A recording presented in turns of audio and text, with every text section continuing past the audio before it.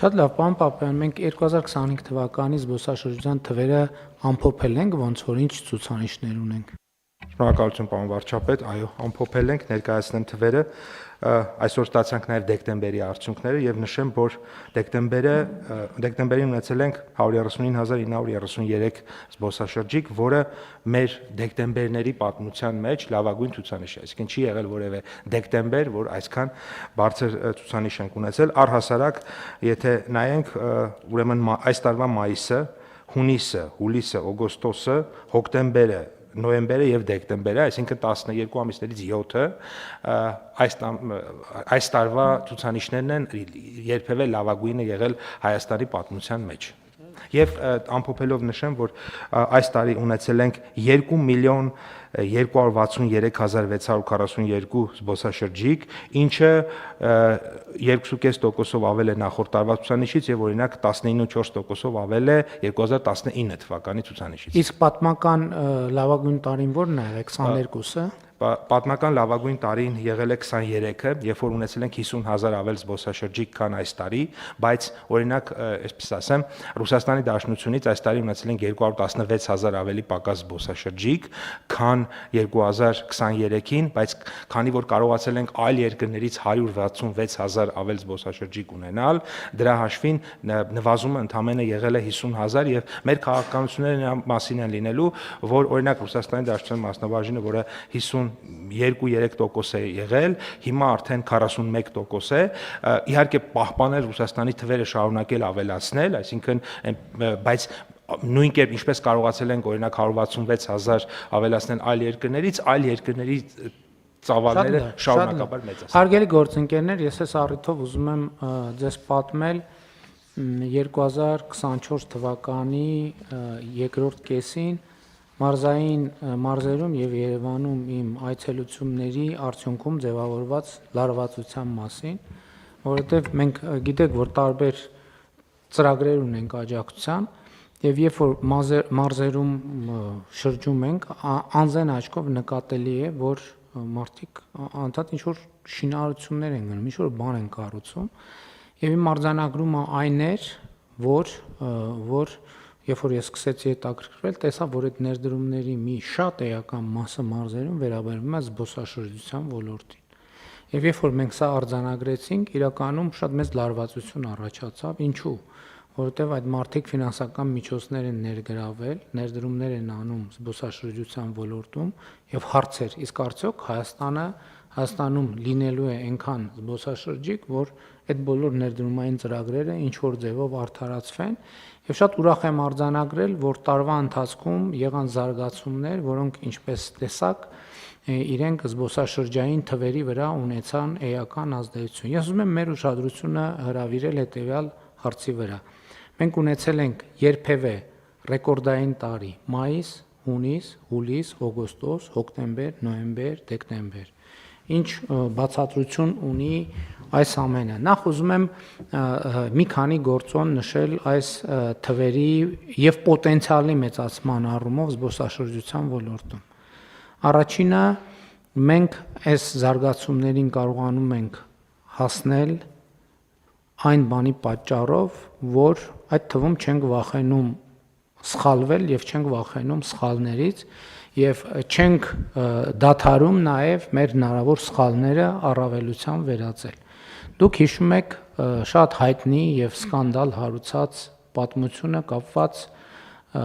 Snoop Dogg-ի երևանյան համերգի հետ, որը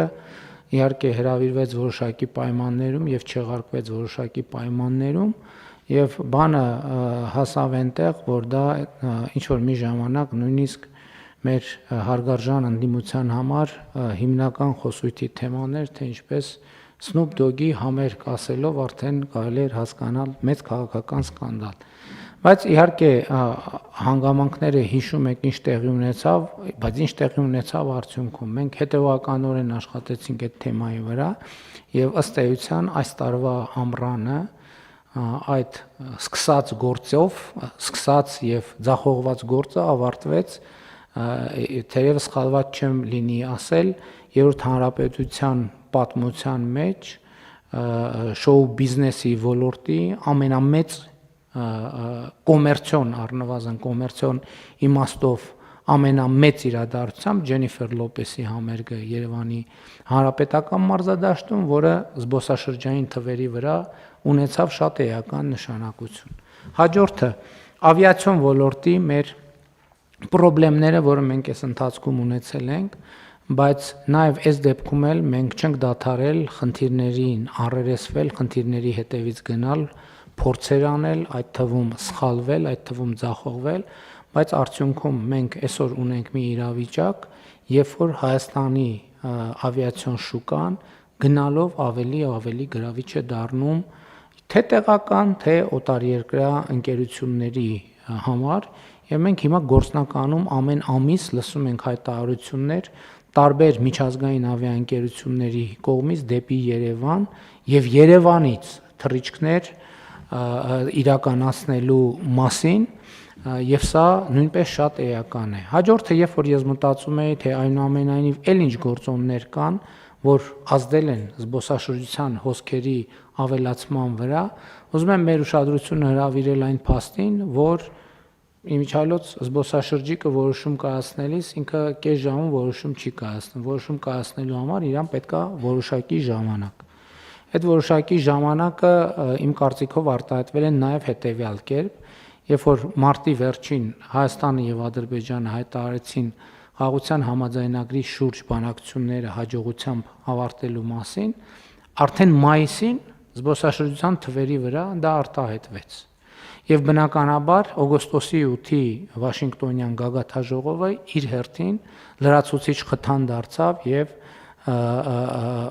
արդեն օգոստոսից հետո զբոսաշրջային հոսքերի վրա արտահայտվեց եւ ես ուզում եմ մեր ուշադրությունը հրավիրել եւս մի հանգամանքի վրա, որ էլի այո սխալվելու եւ ձախողումների ճանապարհով մենք հանրային մեծ միջոցառումներ, բարձրորակ միջոցառումներ կազմակերպելու կարողություն ենք ձեռք բերել։ Էդ էլ պարզ բառ չէ,